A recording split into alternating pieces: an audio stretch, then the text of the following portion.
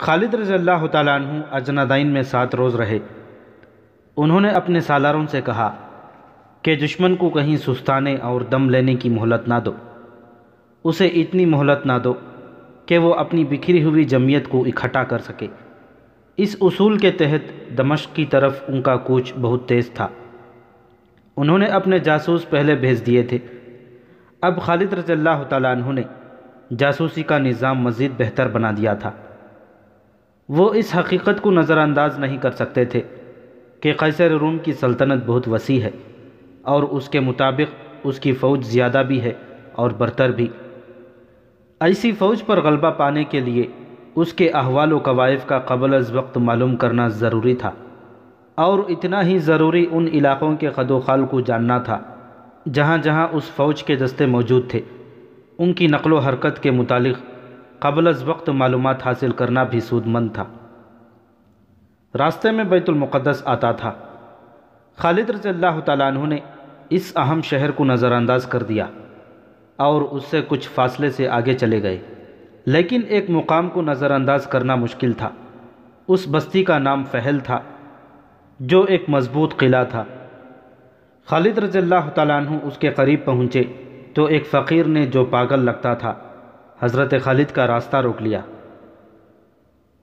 خالد بن ولید رضی اللہ تعالیٰ عنہ نے اسے اپنے پاس بلایا۔ کیا خبر لائے ہو؟ خالد رضی اللہ تعالیٰ عنہ نے اس سے پوچھا۔ وہ ان کا جاسوس تھا۔ اس بستی کا نام فہل ہے، جاسوس نے جواب دیا۔ آپ دیکھ رہے ہیں، یہ قلعہ ہے، اس کے اندر فوج ہے، باہر کچھ بھی نہیں۔ رومیوں سے ہماری جہاں کہیں بھی ٹکر ہو گئی، اس قلعے سے رومیوں کو کمک اور دیگر مدد ملے گی۔ خالد رضی اللہ تعالیٰ عنہ نے اس قلعے کا محاصرہ ضروری نہ سمجھا۔ وہ اپنی نفری کم نہیں کرنا چاہتے تھے۔ دمشق کی تسخیر کوئی معمولی مہم نہیں تھی، بلکہ اپنی شکست کے امکانات بڑھتے جا رہے تھے۔ خالد رضی اللہ تعالیٰ عنہ نے اپنے ایک نائب سالار ابو العور کو بلایا اور اسے حکم دیا کہ وہ ایک سوار دستہ اپنے ساتھ رکھے اور فہل کے قریب کہیں تیاری کی حالت میں موجود رہے۔ یہاں سے فوج باہر نکلے تو تیروں کی بوچھاڑیں مارے اور کسی کو باہر نہ نکلنے دے۔ حضرت خالد وہاں رکے نہیں۔ ابو العور نے ایک سوار دستہ وہاں روک لیا اور اس قلعہ بند بستی کے جتنے دروازے تھے ان سب کے سامنے سوار متعین کر دیے۔ سواروں کو گھوڑوں سے اترنے کی اور محدود سے فاصلے تک گھومنے پھرنے کی اجازت دے دی گئی۔ خالد رضی اللہ تعالیٰ عنہ کی فوج، جس کی تعداد 32,000 سے کم ہو گئی تھی، بظاہر بے ترتیب قافلے کی صورت میں دمشق کی جانب جا رہی تھی، لیکن اس کے ہر دستے کو اپنے فرائض کا علم تھا۔ ان میں ہراول کا دستہ بھی تھا اور ان میں عقب اور پہلوؤں کے حفاظتی دستے بھی تھے، اور یہ تمام دستے چوکنے ہو کر چلے جا رہے تھے۔ کسی بھی جگہ اور کسی بھی وقت ان پر حملہ ہو سکتا تھا۔ داؤد عیسائی نے خالد رضی اللہ تعالیٰ عنہ کو خبر کر دیا تھا کہ وہ تو ابھی روم کی شہنشاہی میں داخل ہوئے ہیں، اور اس شہنشاہی کی حدود بہت وسیع ہیں۔ اس وقت تک رومی فوج کے دستے جہاں جہاں تھے وہاں ہرقل کا یہ حکم پہنچ چکا تھا کہ مسلمانوں کی فوج کو روکا جائے۔ اس حکم کے تحت دمشق کی طرف جانے والے راستوں پر رومیوں نے اپنے جاسوس بھیج دیے تھے۔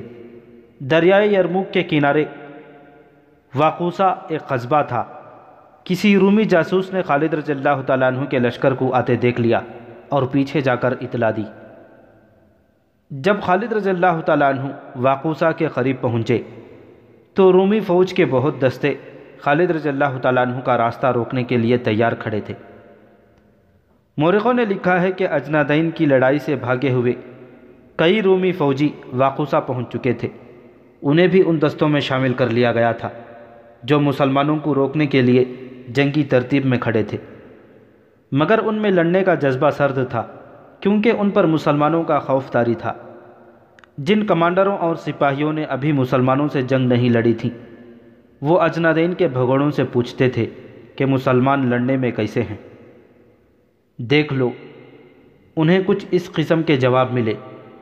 30,000 نے 90,000 کو اس طرح شکست دی ہے کہ سپہ سالار سے چھوٹے سے سالار تک ایک بھی زندہ نہیں۔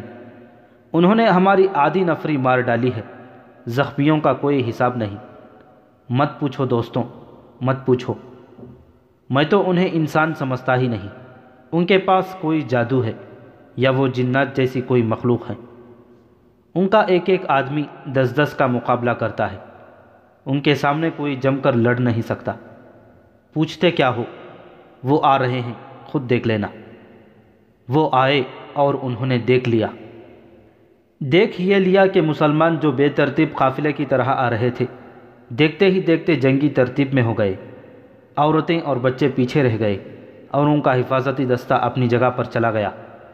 خالد رضی اللہ تعالیٰ عنہ اپنے محافظوں وغیرہ کے ساتھ آگے ہو گئے اور دونوں فوجیں آمنے سامنے آ گئیں۔ پہلے بیان ہو چکا ہے کہ خالد رضی اللہ تعالیٰ عنہ کی جنگی چالوں کا اور مجاہدین کو لڑانے کا انداز ایسا تھا کہ دشمن بوکھلا جاتا، پھر مسلمانوں کے حملے کی شدت سے دشمن کے سپاہیوں پر خوف طاری ہو جاتا تھا۔ ان میں سے جو سپاہی بھاگ نکلتے تھے وہ جہاں جاتے اس خوف کو اپنے ساتھ لے جاتے اور فوج میں پھیلاتے تھے۔ یہ ثابت کرنے کے لیے وہ بلا وجہ نہیں بھاگے، وہ اس خوف کو مبالغے سے اور ایسے طریقے سے بیان کرتے کہ سننے والے یہ سمجھ لیتے کہ مسلمانوں میں کوئی مافوق الفطرت قوت ہے۔ اس طرح خالد رضی اللہ تعالیٰ عنہ نے دشمن پر ایک نفسیاتی اثر ڈال رکھا تھا جو ہر میدان میں ان کے کام آتا تھا۔ یہ قوت مافوق الفطرت ہی تھی جو عقیدے کی سچائی، ایمان کی پختگی اور جذبے کی شدت سے پیدا ہوئی تھی۔ مسلمان اللہ کے حکم سے لڑتے تھے، ان کے دلوں میں کوئی ذاتی غرض اور لالچ نہیں تھی۔ واقوسہ کے میدان میں جب رومی مسلمانوں کے مقابلے میں آئے تو ان کے انداز میں جوش و خروش تھا اور جارحیت بھی شدید نظر آتی تھی، لیکن خالد رضی اللہ تعالیٰ عنہ نے جب حملہ کیا تو رومیوں میں لڑنے کا جذبہ اتنا شدید نہ تھا جتنا ہونا چاہیے تھا۔ حضرت خالد نے سامنے سے حملہ کیا اور دونوں پہلوؤں کے کچھ دستوں کو پھیلا کر اس حکم کے ساتھ آگے بڑھایا کہ دشمن کے پہلوؤں کی طرف جا کر حملہ کریں۔ مورخوں کے مطابق رومی سامنے کے حملے کو روکنے کے لیے ایسی صورت اختیار کر بیٹھے کہ اپنے پہلوؤں کو نہ دیکھ سکے۔ ان پر جب دائیں اور بائیں سے حملہ ہوا اور ان کے دائیں بائیں کے دستے مسلمانوں کے دباؤ سے اندر کو سکڑنے اور سمٹنے لگے تو وہ گھبرا گئے اور ان پر وہ خوف طاری ہو گیا جو خالد کے نام سے منسوب تھا۔ اس خوف نے رومیوں کے پاؤں اکھاڑ دیے۔ ان رومی دستوں کے لیے حکم یہ تھا کہ وہ مسلمانوں کو زیادہ سے زیادہ دنوں تک روکے رکھیں۔ وجہ یہ تھی کہ دمشق میں جو رومی فوج تھی اس میں دوسری جگہوں سے دستے بھیج کر اضافہ کیا جا رہا تھا۔ ہرقل اس کوشش میں تھا کہ اس کے یہ دستے مسلمانوں سے پہلے دمشق پہنچ جائیں۔ اس کے لیے ضروری تھا کہ واقوسہ میں مسلمانوں کی فوج کو روک لیا جاتا اور ایسی لڑائی لڑی جاتی جو طول پکڑ جاتی۔ ایسی لڑائی کے طور طریقے مختلف ہوتے ہیں۔ خالد رضی اللہ تعالیٰ عنہ نے رومیوں کو کچھ سوچنے کی مہلت ہی نہ دی۔ رومی بے شمار لاشیں اور زخمی میدان میں چھوڑ کر بھاگ گئے۔ حضرت خالد وہاں اتنا ہی رکے کہ اپنے شہیدوں کا جنازہ پڑھ کر دفن کیا، زخمیوں کو ساتھ لیا اور مال غنیمت اکٹھا کیا اور چل پڑے۔ یہ اگست 634 عیسوی کا تیسرا ہفتہ جمادی الآخر 13 ہجری تھا۔ شہنشاہ ہرقل انطاکیہ جا پہنچا اور وہاں اپنا ہیڈ کوارٹر بنا لیا۔ حمص سے انطاکیہ کو روانہ ہونے سے پہلے اس نے دمشق کی رومی فوج کے سالاروں توما، ہربیس اور عزازیر کو پیغام بھیج دیا تھا کہ وہ فوراً انطاکیہ پہنچے۔ ہرقل کے پہنچتے ہی تینوں سالار انطاکیہ پہنچ گئے۔ کیا تم نے سن لیا ہے کہ تمہارے سالار ویردان اور قبقولار بھی مارے جا چکے ہیں؟ شہنشاہ ہرقل نے ان سے پوچھا، کیا تم بھی قیصر روم کی عظمت کو ذہن سے اتار دو گے؟ کیا تمہاری نظروں سے بھی صلیب کا تقدس ختم ہو چکا ہے؟ مسلمان ابھی ہمارے سامنے تو آئے ہی نہیں۔ سالار توما نے کہا، ہمیں ابھی نہ آپ نے آزمایا ہے نہ مسلمانوں نے۔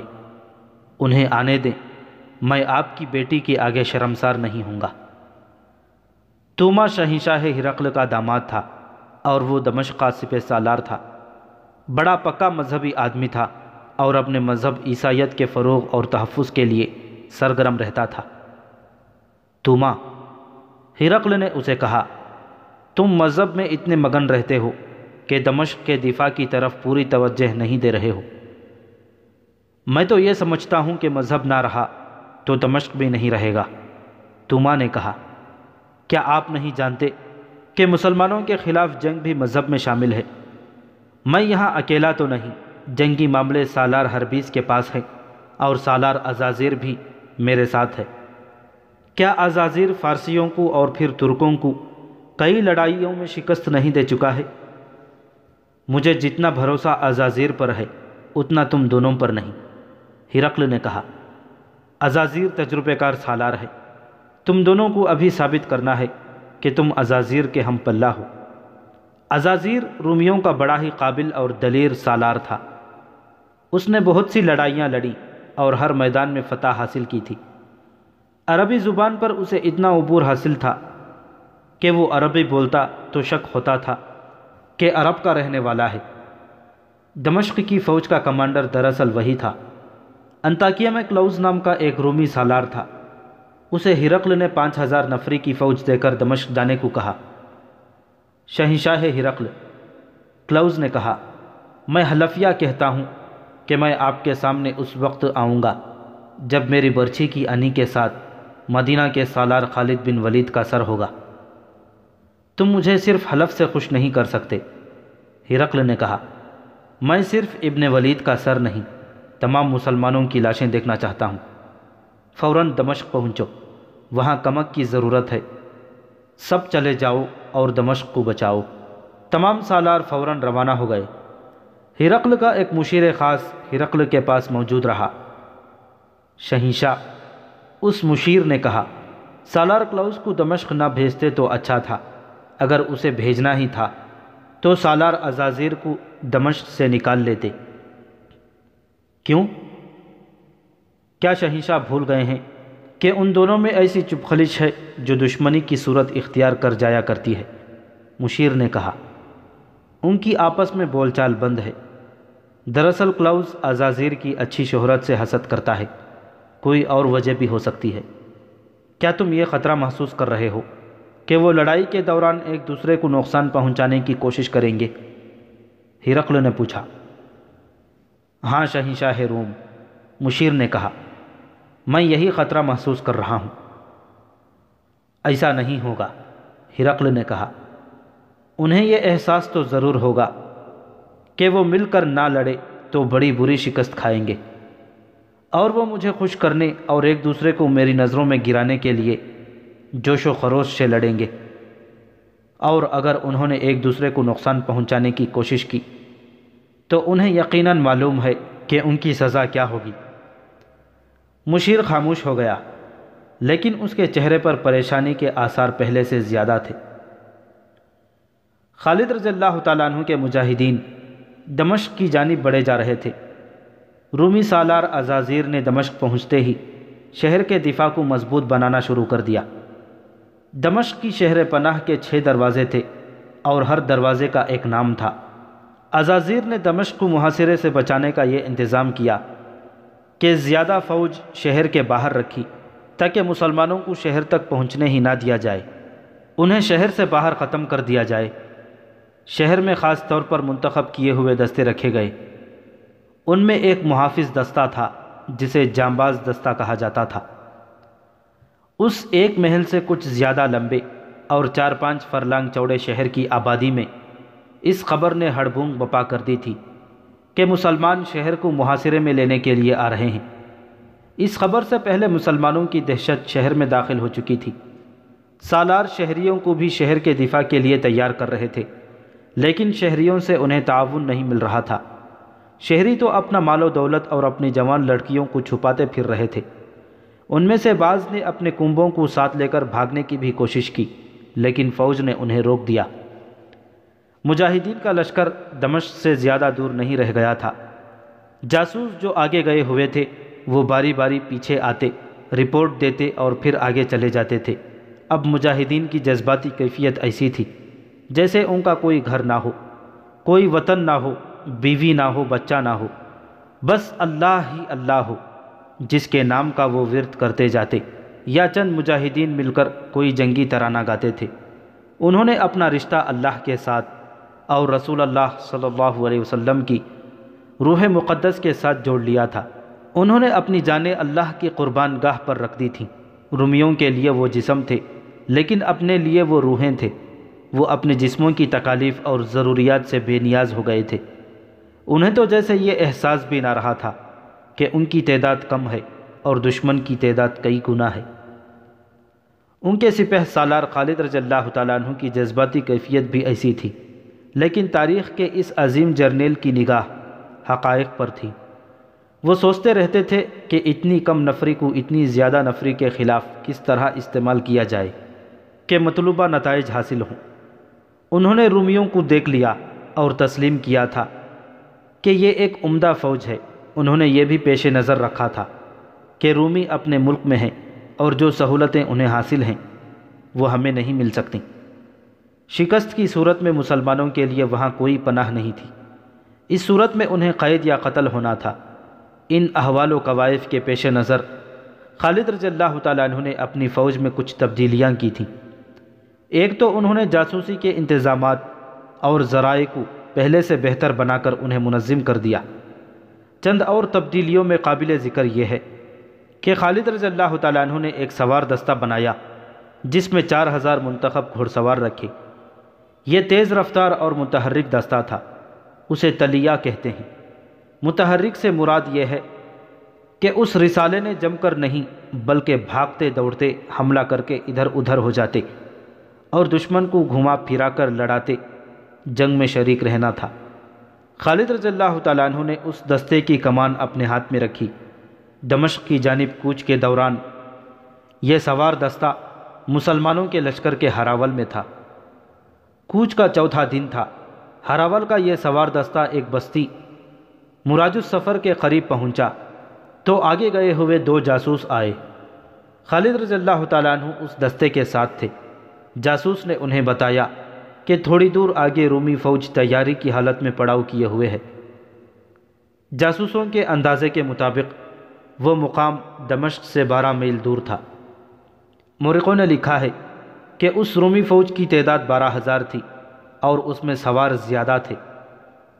اس کے 2 سالار تھے، ایک عزازیر اور دوسرا کلاؤس۔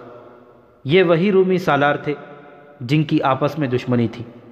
انہیں دمشق کے سپہ سالار توما نے اس منصوبے کے تحت بھیجا تھا کہ مسلمانوں کے لشکر کو دمشق تک نہ پہنچنے دیا جائے۔ اگر اسے تباہ نہ کیا جا سکے تو اتنا کمزور کر دیا جائے کہ واپس چلا جائے۔ اگر یہ بھی نہ ہو سکے تو اتنی سی کامیابی ہر قیمت پر حاصل کر لی جائے کہ مسلمانوں کو زیادہ سے زیادہ دن دمشق سے دور رکھا جائے تاکہ دمشق کے دفاع کے لیے مزید دستے وہاں پہنچ جائیں اور شہر میں اتنی خوراک پہنچا کر جمع کی جا سکے کہ محاصرہ طول پکڑ جائے تو شہر میں قحط کی صورت پیدا نہ ہو۔ خالد رضی اللہ تعالیٰ عنہ کے لیے یہ مسئلہ پیدا ہو گیا کہ ان کے ساتھ ہراول کا صرف وہ سوار دستہ تھا جس کی نفری 4000 تھی۔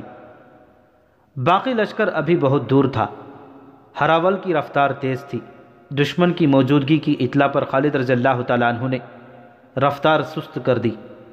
اس کا ایک مقصد تو یہ تھا کہ پورا لشکر آ جائے اور دوسرا یہ کہ دشمن کے قریب شام کو پہنچیں تاکہ رات کو آرام کیا جا سکے اور الگ صبح لڑائی شروع کی جائے۔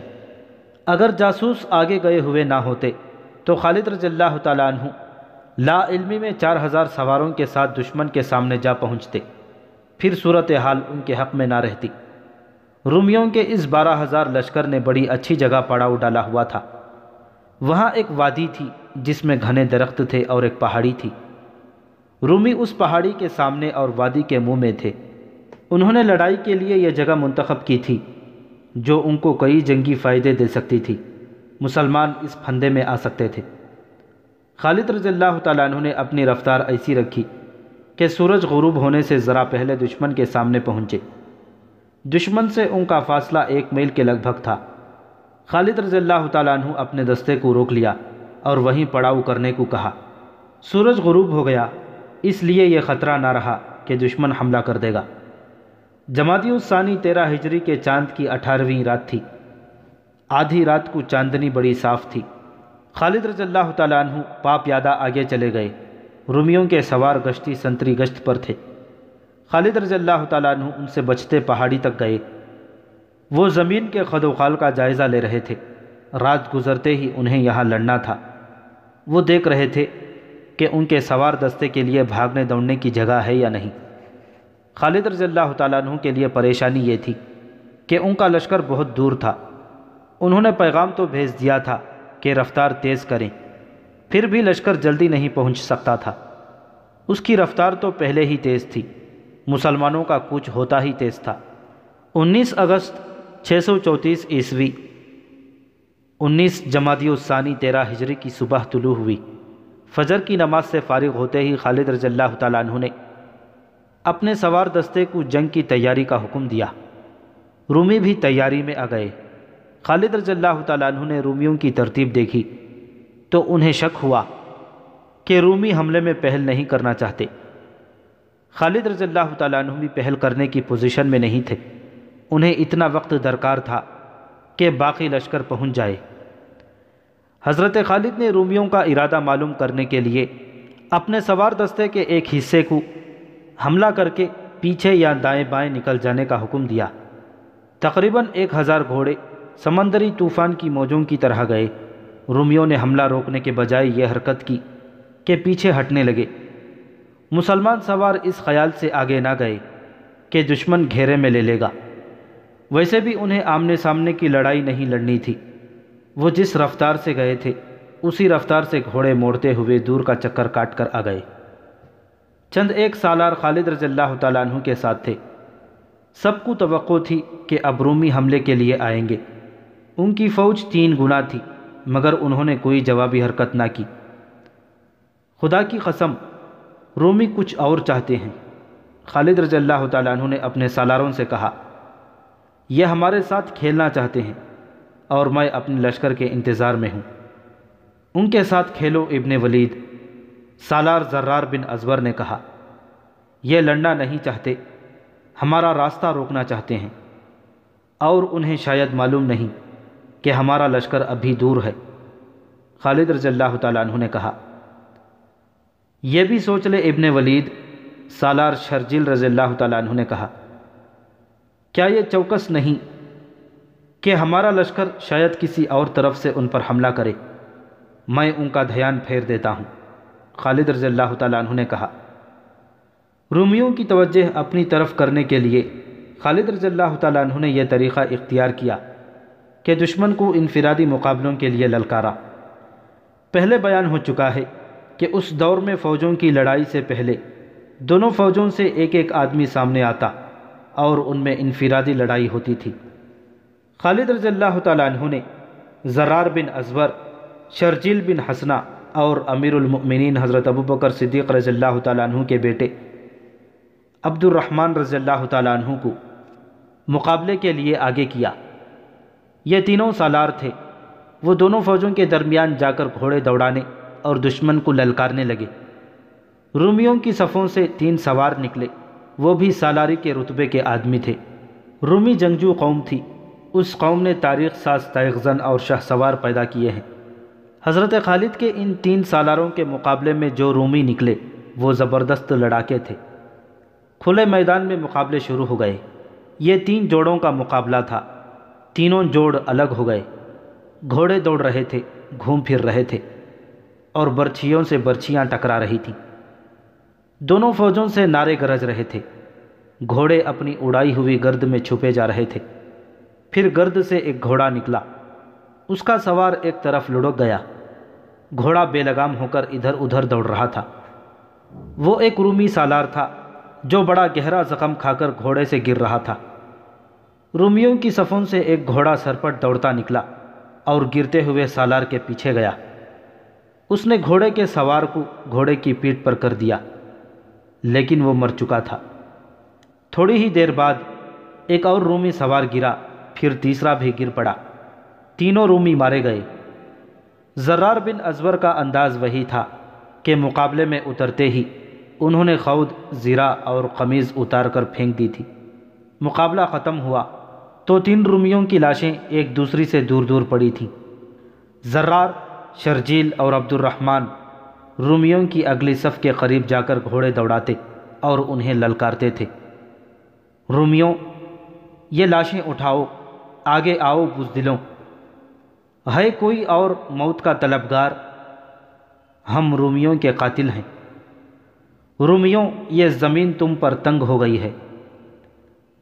ادھر مجاہدین اسلام نے وہ شور و غل بپا کر رکھا تھا کہ آسمان ہلنے لگتا تھا۔ ایک اور رومی گھوڑا دوڑاتا میدان میں آیا اور اس نے تلوار لہرا کر گھوڑا چکر میں دوڑایا۔ عبد الرحمن بن ابی بکر رضی اللہ تعالیٰ عنہ اس کی طرف گئے تو زرار رضی اللہ تعالیٰ عنہ نے اپنے گھوڑے کو ایڑ لگائی اور چلائے، پیچھے رہ ابی بکر کے بیٹے، اسے میرے لیے چھوڑ دے۔ وہ عبد الرحمن کے قریب سے گزر گئے۔ رومی نے گھوڑا ان کی طرف موڑا، لیکن زرار نے اس کے گھوڑے کو پوری طرح مڑنے بھی نہ دیا۔ انہوں نے تلوار کی نوک رومی کے پہلو میں اتار دی، لیکن اتنی نہیں کہ وہ گر پڑتا۔ زرار نے اسے مقابلے کا موقع دیا تھا۔ اس نے مقابلہ کیا، لیکن اس کا دم خم پہلے زخم سے ہی ختم ہو چکا تھا۔ زرار اس کے ساتھ کھیلتے رہے، آخر ایسا بھرپور وار کیا کہ وہ گھوڑے پر دوہرا ہوا، پھر لڑک کر نیچے آ پڑا۔ مدینہ کے ان 3 سالاروں کے مقابلے میں چند اور رومی آئے اور مارے گئے۔ زرار، شرجیل اور عبد الرحمن نے صرف یہ نہیں کیا کہ رومیوں کی اگلی صف کے قریب جا کر گھوڑے دوڑاتے اور انہیں للکارتے تھے، بلکہ کوئی رومی صف سے آگے ہو کر ان کی طنزیہ للکار کا جواب دیتا تو وہ ان تینوں میں سے جس کے سامنے ہوتا وہ اسے برچھی یا تلوار سے ختم کر دیتا۔ اس طرح انہوں نے چند ایک رومیوں کو زخمی بھی کیا اور قتل بھی۔ حضرت خالد پہلے تو تماشا دیکھتے رہے، پھر وہ جوش میں آ گئے۔ انہوں نے گھوڑے کو ایڑ لگائی اور آگے چلے گئے۔ پیچھے آ جاؤ تم تینوں، خالد رضی اللہ تعالیٰ عنہ نے بڑی بلند آواز میں کہا، اور میدان میں گھوڑا دوڑانے لگے۔ ان کے ہاتھ میں برچھی تھی۔ مورخوں نے ان کی للکار کے الفاظ لکھے ہیں: میں اسلام کا ستون ہوں، میں اللہ کے رسول صلی اللہ علیہ وسلم کا صحابی ہوں، میں خالد بن ولید ہوں، میں اپنی فوج کا سپہ سالار ہوں، میرے مقابلے میں سپہ سالار آئے۔ واقدی اور طبری نے لکھا ہے کہ رومی سالار عزازیر اور کلوس کے درمیان چپخلش تھی۔ جب خالد رضی اللہ تعالیٰ عنہ نے کہا کہ ان کے مقابلے میں سپہ سالار آئے تو رومی سالار عزازیر نے اپنے ساتھی سالار کلوس کی طرف دیکھا اور کہا کہ کلوس اپنے آپ کو سپہ سالار سمجھتا ہے، میں تو اس کے مقابلے میں کچھ بھی نہیں۔ کلوس یہ سن کر خاموش رہا اور مقابلے کے لیے آگے بھی نہ بڑھا۔ ہمارا سالار کلوس ڈر گیا ہے، عزازیر نے طنزیہ کہا۔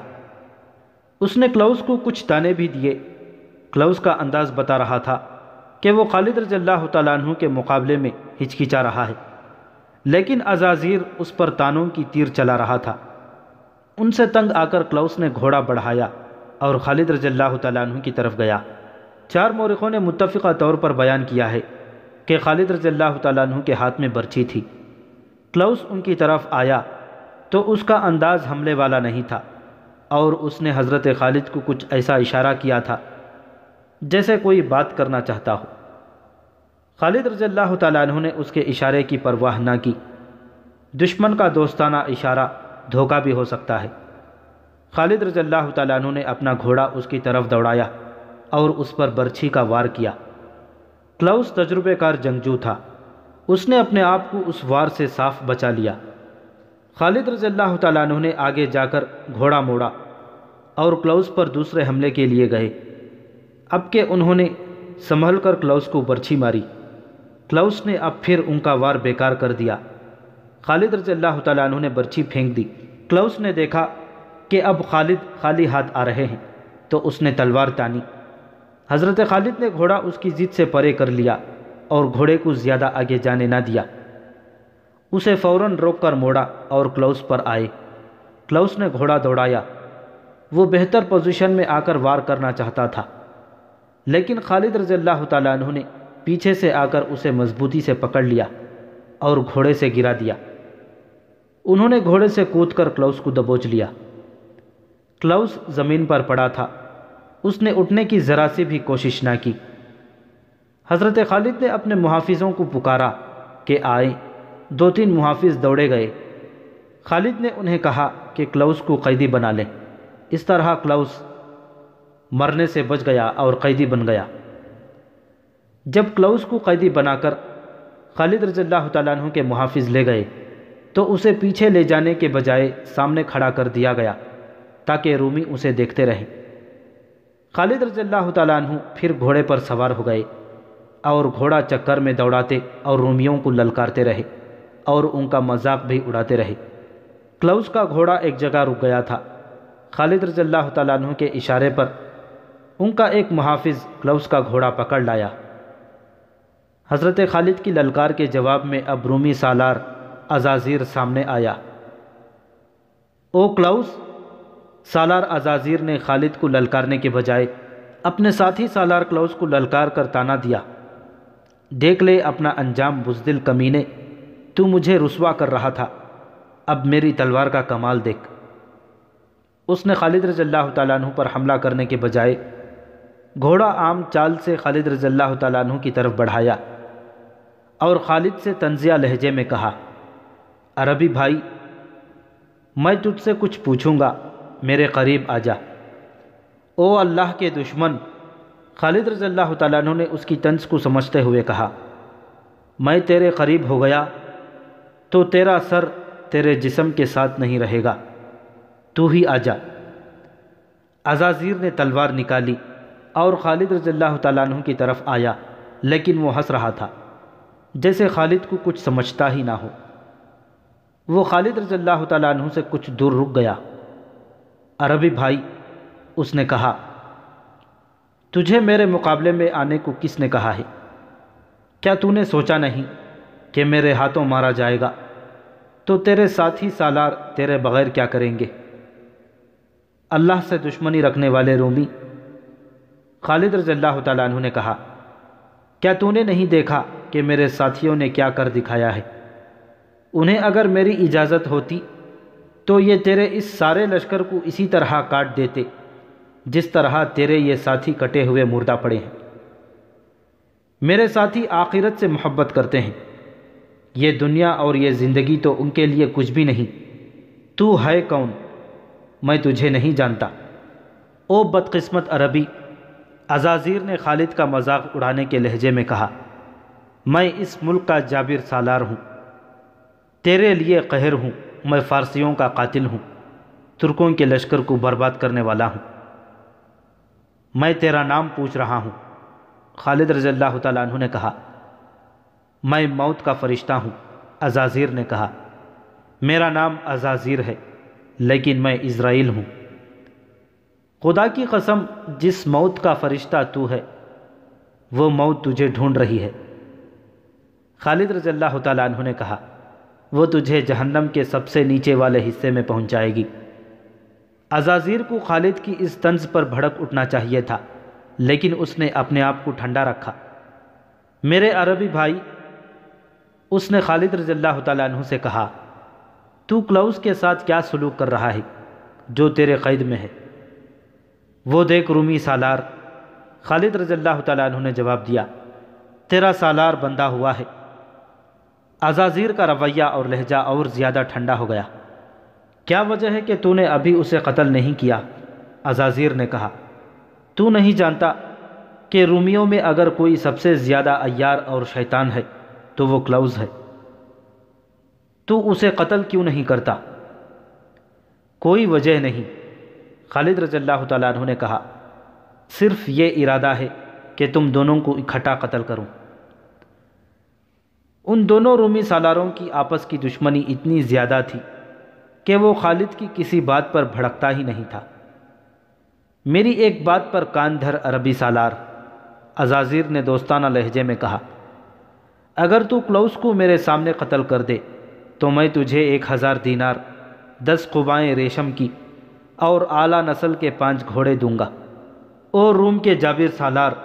خالد رضی اللہ تعالیٰ عنہ نے کہا، یہ سب تو مجھے کلوس کو قتل کرنے کا انعام دے رہا ہے، یہ بتا کہ میرے ہاتھوں قتل ہونے سے بچنے کے لیے تو مجھے کیا دے گا؟ اپنی جان کی قیمت بتا دے۔ تو ہی بتا، عزازیر نے کہا، کیا لے گا؟ جزیہ۔ خالد رضی اللہ تعالیٰ عنہ نے کہا اگر نہیں تو اسلام قبول کر لے۔ اب عزازیر بھڑکا۔ عرب کے بدو عزازیر نے کہا اب میرا وار دیکھ، ہم عظمت کی طرف جاتے ہیں، تو ذلت میں جاتا ہے، اپنے آپ کو میرے ہاتھوں قتل ہونے سے بچا۔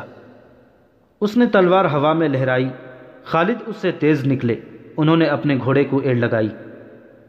عزازیر ان کے قریب ہی تھا۔ خالد رضی اللہ تعالیٰ عنہ نے تلوار کا وار کیا، جو عزازیر نے پھرتی سے ایک طرف ہٹ کر بیکار کر دیا۔ اس کے بعد خالد رضی اللہ تعالیٰ عنہ نے ہر طرف سے آ کر اس رومی سالار پر وار کیے، مگر وہ بڑی پھرتی سے ادھر ادھر ہو کر وار بچاتا رہا۔ اس نے بعض وار اپنی تلوار پر روکے۔ مورخ واقدی نے اس دور کی تحریروں کے حوالے سے خالد رضی اللہ تعالیٰ عنہ اور عزازیر کے مقابلے کو تفصیل سے بیان کیا ہے۔ عزازیر وار روکتا تھا، وار کرتا نہیں تھا۔ رومی لشکر سے داد و تحسین کا شور اٹھ ہی رہا تھا۔ مسلمانوں نے بھی عزازیر کی پھرتی کی داد دی۔ خالد رضی اللہ تعالیٰ عنہ نے اپنا ہاتھ روک لیا۔ اے عرب کے سالار، عزازیر نے کہا، کیا میں تجھے قتل نہیں کر سکتا؟ میں تجھے زندہ پکڑوں گا اور تجھ سے یہ شرط منواؤں گا کہ تو جدھر سے آیا ہے اپنے لشکر کے ساتھ ادھر ہی چلا جائے۔ خدا کی قسم اب تو میرے ہاتھوں زندہ گرفتار ہوگا۔ خالد رضی اللہ تعالیٰ عنہ نے بھڑک کر کہا اور اس پر جھپٹے۔ عزازیر نے گھوڑے کو تیزی سے موڑا اور بھاگ نکلا۔ خالد رضی اللہ تعالیٰ عنہ نے گھوڑا اس کے پیچھے ڈال دیا۔ عزازیر نے گھوڑا تیز کر دیا اور دونوں فوجوں کے درمیان چکر میں گھوڑا دوڑنے لگا۔ اب مسلمانوں کا لشکر نعرے لگانے لگا۔ خالد رضی اللہ تعالیٰ عنہ اس کے تعاقب میں رہے۔ عزازیر اپنا گھوڑا ذرا آہستہ کر لیتا، اور جب خالد رضی اللہ تعالیٰ عنہ اس تک پہنچتے تو وہ گھوڑے کو ایڑ لگا دیتا۔ اس دوڑ اور تعاقب میں بہت سا وقت گزر گیا۔ خالد رضی اللہ تعالیٰ عنہ کا گھوڑا سست پڑنے لگا اور اس کا پسینہ پھوٹ آیا۔ عزازیر کا گھوڑا خالد رضی اللہ تعالیٰ عنہ کے گھوڑے سے بہتر اور زیادہ طاقتور تھا۔ عزازیر نے دیکھ لیا کہ خالد کا گھوڑا رہ گیا ہے اور اس نے اپنا گھوڑا گھمایا اور خالد کے ارد گرد چکر کاٹنے لگا۔ او عربی، عزازیر نے للکار کر کہا، تو سمجھتا ہے میں تیرے ڈر سے بھاگ نکلا ہوں؟ میں تجھے کچھ دیر اور زندہ دیکھنا چاہتا ہوں۔ میں تیری روح نکالنے والا فرشتہ ہوں۔ حضرت خالد نے دیکھا کہ ان کا گھوڑا عزازیر کے گھوڑے کا ساتھ نہیں دے سکتا، تو وہ اپنے گھوڑے سے کود کر اترے۔ ان کے ہاتھ میں تلوار تھی۔ عزازیر نے خالد رضی اللہ تعالیٰ عنہ کو آسان شکار سمجھا اور ان پر گھوڑا دوڑا دیا۔ خالد کھڑے رہے۔ عزازیر قریب آیا تو اس نے گھوڑے پر جھک کر خالد پر وار کیا۔ خالد بچتے نظر نہیں آتے تھے، لیکن انہوں نے سر کو نیچے کر کے وار کو بیکار کر دیا۔ عزازیر گھوڑے کو گھما کر آیا۔ خالد پہلے کی طرح کھڑے رہے۔ اب کہ پھر عزازیر نے ان پر وار کیا۔ خالد نے نہ صرف یہ کہ جھک کر اپنے آپ کو بچا لیا، بلکہ دشمن کے گھوڑے کی اگلی ٹانگوں پر ایسی تلوار ماری کہ گھوڑے کی ایک ٹانگ کٹ گئی اور دوسری گھوڑے کے بوجھ کے نیچے دوہری ہو گئی۔ گھوڑا گرا اور عزازیر گھوڑے کے آگے جا پڑا۔ وہ بڑی تیزی سے اٹھا، لیکن خالد رضی اللہ تعالیٰ عنہ نے اسے پوری طرح اٹھنے نہ دیا۔ تلوار پھینک کر اسے دبوچ لیا اور اسے اٹھا کر زمین پر پٹک دیا۔ اسے پھر اٹھایا اور پہلے سے زیادہ زور سے اسے پٹکا۔ عزازیر کو اس خوف نے بے جان کر دیا کہ خالد رضی اللہ تعالیٰ عنہ اسے مار ڈالیں گے، لیکن خالد رضی اللہ تعالیٰ عنہ نے اسے گھسیٹا اور اس طرح اپنے لشکر کی طرف لے گئے اور کلوس کے پاس کھڑا کر دیا، اور اسی طرح اپنے لشکر کی طرف لے گئے اور کلوس کے پاس جا کھڑا کیا۔ یہ لے، خالد رضی اللہ تعالیٰ عنہ نے اسے کہا، اپنے دوست کلوس سے مل۔ خالد رضی اللہ تعالیٰ عنہ نے حکم دیا کہ عزازیر کو بھی باندھ دیا جائے۔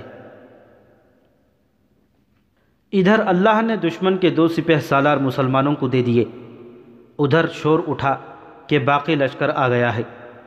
خالد رضی اللہ تعالیٰ عنہ اپنے اسی لشکر کے انتظار میں تھے اور وقت حاصل کرنے کی کوشش کر رہے تھے۔ اس لشکر کے ساتھ تاریخ اسلام کے دو عظیم سالار عمرو بن عاص رضی اللہ تعالیٰ عنہ اور ابو عبیدہ رضی اللہ تعالیٰ عنہ تھے۔ خالد رضی اللہ تعالیٰ عنہ نے ذرا سا بھی وقت ضائع کیے بغیر اپنی فوج کو جنگی ترتیب میں کیا۔ 4000 جانباز سواروں کے دستے تلیہ کو اپنی کمان میں رکھا اور حملے کا حکم دے دیا۔ یہ پہلا موقع تھا کہ مسلمانوں کی تعداد دشمن کے برابر تھی، بلکہ کچھ زیادہ ہی تھی۔ رومیوں نے مقابلہ کیا، لیکن ان کے انداز میں جارحیت نہیں تھی۔ وہ دفاعی جنگ لڑ رہے تھے۔ ان کا حوصلہ اور جذبہ تو اسی ایک وجہ سے ٹوٹ گیا تھا کہ ان کے دونوں سپہ سالار مسلمانوں کی قید میں تھے اور باقی سالار انفرادی مقابلوں میں مارے جا چکے تھے۔ اس رومی فوج میں پہلی جنگوں سے بھاگے ہوئے آدمی بھی تھے۔ ان پر مسلمانوں کا خوف طاری تھا۔ انہوں نے مسلمانوں کو قہر اور غضب سے لڑتے اور اپنے ساتھیوں کو کٹتے دیکھا تھا۔ انہوں نے بے دلی سے مقابلہ کیا اور پیچھے ہٹتے گئے۔ انہیں لڑانے والا کوئی تھا ہی نہیں۔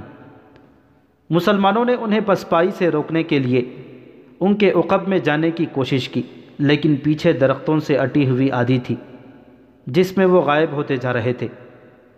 ان کی پیٹھ کے پیچھے دمشق تھا جو قلعہ بند شہر تھا۔ فاصلہ 12 میل تھا۔ یہ رومیوں کے لیے ایک کشش تھی۔ پناہ قریب ہی تھی، چنانچہ وہ فردن فردن درختوں کے جھنڈوں میں سے گزرتے دمشق کی طرف بھاگ رہے تھے۔ رومی ایسی بری طرح مسلمانوں کے ہاتھوں ہلاک ہو رہے تھے کہ میدان جنگ ان کی لاشوں اور تڑپتے ہوئے زخمیوں سے اٹ گیا۔ دوڑتے گھوڑے اور پیادے انہیں کچل رہے تھے۔ رومیوں نے اپنے پہلوؤں کے دستوں کو عام پسپائی کے لیے کہہ دیا۔ مسلمانوں نے تعاقب نہ کیا، کیونکہ خالد رضی اللہ تعالیٰ عنہ اپنی نفری کو بچانا چاہتے تھے۔ وہ بڑے کوچ کے تھکے ہوئے بھی تھے۔ بچے کچے رومی دمشق پہنچ گئے اور شہر کے ارد گرد دیوار نے انہیں پناہ میں لے لیا۔ مسلمانوں نے مال غنیمت اکٹھا کیا، عورتوں نے زخمیوں کو اٹھایا اور انہیں مرہم پٹی کے لیے پیچھے لے گئے۔ شہیدوں کی لاشیں ایک جگہ رکھ کر جنازہ پڑھا گیا اور انہیں الگ الگ قبروں میں دفن کیا گیا۔ خالد رضی اللہ تعالیٰ عنہ نے رات وہیں گزارنے کا حکم دیا اور تمام سالاروں کو اپنے پاس بلایا اور انہیں بتایا کہ دمشق کے محاصرے کو کامیاب کرنے کے لیے ضروری ہوگا کہ دمشق کی طرف آنے والے تمام راستوں کی ناکہ بندی کر دی جائے تاکہ دشمن اپنے دمشق کے دستوں کو کمک اور رسد نہ پہنچا سکے۔ خالد رضی اللہ تعالیٰ عنہ نے فہل کے قلعے کے قریب پہلے ہی ایک گھوڑ سوار دستہ چھوڑ دیا تھا۔ وہاں سے امداد آنے کی توقع تھی۔ خالد رضی اللہ تعالیٰ عنہ نے 2 گھوڑ سوار دستے 2 اور مقامات پر بھیج دیے۔ ان کے لیے حکم تھا کہ ان راستوں سے کمک آئے تو ان پر حملہ کر دیں۔ 20 اگست 634 عیسوی 20 جمادی الاخر 13 ہجری خالد رضی اللہ تعالیٰ عنہ نے دمشق پہنچ کر اس شہر کو محاصرے میں لے لیا۔ دمشق کے اندر جو رومی فوج تھی اس کی تعداد 16,000 کے لگ بھگ تھی۔ خالد رضی اللہ تعالیٰ عنہ کے لشکر میں 20,000 مجاہدین تھے۔ شہیدوں اور شدید زخمیوں کی وجہ سے تعداد اتنی کم رہ گئی تھی۔ کچھ دستے مختلف مقامات پر رومیوں کی کمک کو روکنے کے لیے بھیج دیے گئے۔ یہ وجہ بھی تھی کہ مجاہدین کی تعداد 20,000 رہ گئی تھی۔ دمشق بڑا شہر تھا۔ اس کے 6 دروازے تھے اور ہر دروازے کا نام تھا۔ باب الشرق، باب توما، باب حابیہ، باب فرادیس، باب کیسان اور باب صغیر۔ خالد رضی اللہ تعالیٰ عنہ نے ہر دروازے کے سامنے 2-2 3-3 ہزار نفری کے دستے کھڑے کر دیے۔ ہر دروازے کے لیے ایک سالار مقرر کیا گیا۔ رافع بن امیرہ، عمرو بن عاص، شرجیل بن حسنہ، ابو عبیدہ، یزید بن سفیان رضی اللہ تعالیٰ عنہ مجمعین۔ یزید کی ذمہ داری میں 2 دروازے دے دیے گئے۔ زرار بن ازور کو منتخب سواروں کا 2000 نفری کا دستہ اس مقصد کے لیے دیا گیا کہ وہ قلعے کے ارد گرد گھومتے پھرتے رہیں، اور اگر رومی باہر آ کر کسی دستے پر حملہ کریں تو زرار اس کی مدد کو پہنچے۔ شہر کی دیوار پر رومی کمانیں اور برچھیاں لیے کھڑے تھے۔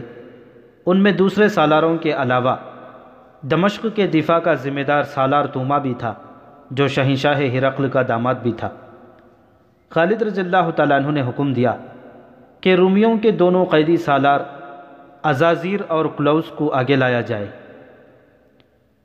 دونوں بندے ہوئے لائے گئے۔ انہیں دیوار کے اتنا قریب لایا گیا جہاں سے وہ دیوار پر کھڑے رومیوں کو نظر آ سکتے تھے۔ کیا تم دونوں اسلام قبول کرو گے؟ خالد رضی اللہ تعالیٰ عنہ نے دونوں سے بلند آواز سے پوچھا۔ نہیں، دونوں نے اکٹھے جواب دیا۔ خالد نے زرار بن ازور کو آگے بلایا اور کہا کہ انہیں ان کے انجام تک پہنچا دو۔ زرار نے تلوار نکالی اور دونوں کی گردنوں پر ایک ایک وار کیا۔ دونوں کے سر زمین پر جا پڑے، ان کے دھڑ گرے، تڑپے اور ساخت ہو گئے۔